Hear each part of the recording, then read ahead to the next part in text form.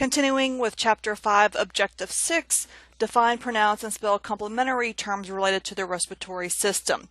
So let's go through the complementary terms built from word parts. So again, prefix, suffix, word root. I cannot stress that enough. Don't focus on acapnia, focus on the prefix, suffix, word root, and it'll be easier to memorize and learn those terms.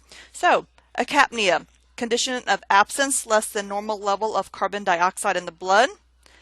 Alveolar, pertaining to the alveolus. Anoxia,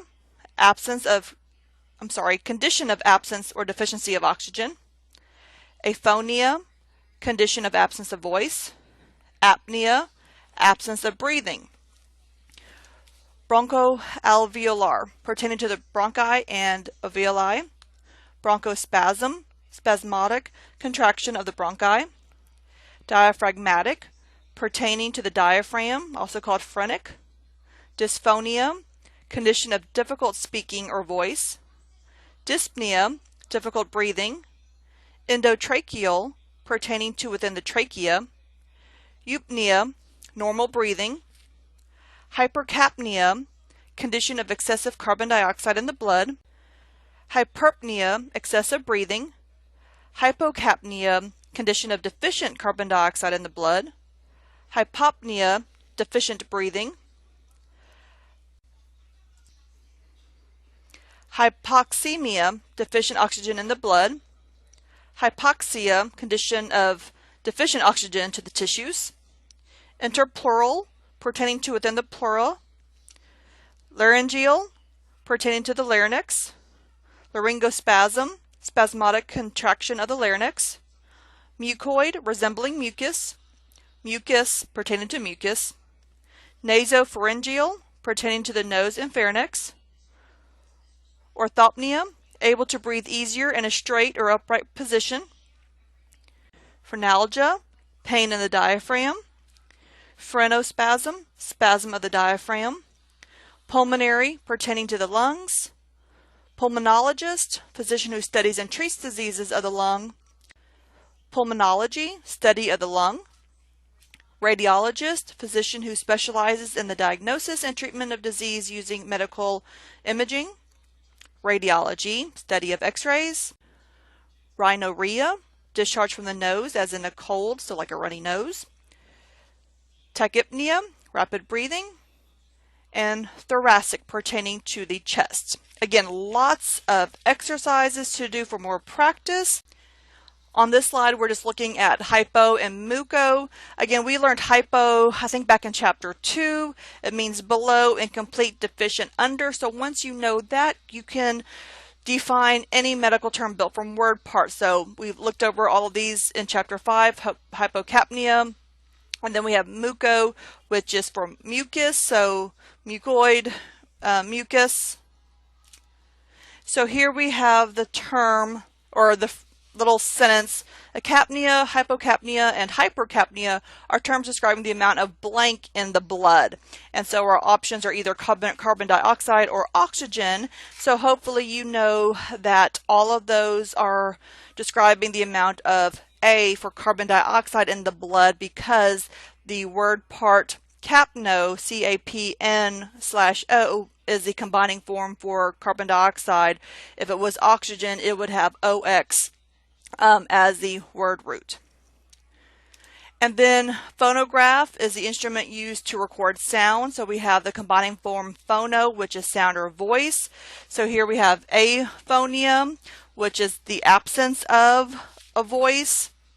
Because again, that that prefix A is for absence, and then dis would be difficult speaking, basically. All right, now let's look at the complementary terms not built from word parts. So again, they're just going to take a little bit more time to memorize. First, we have airway, passageway by which air enters and leaves the lungs. It also means a mechanical device used to keep the air passageway unobstructed. Asphyxia, deprivation of oxygen for tissue use or suffocation. Aspirate, to withdraw fluid or suction fluid. Bronchoconstrictor, agent causing narrowing of the bronchi. Bronchodilator, agent causing the bronchi to widen, so those are opposites.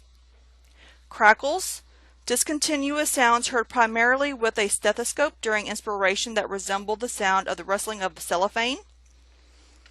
Hyperventilation, ventilation of the lungs beyond normal body needs.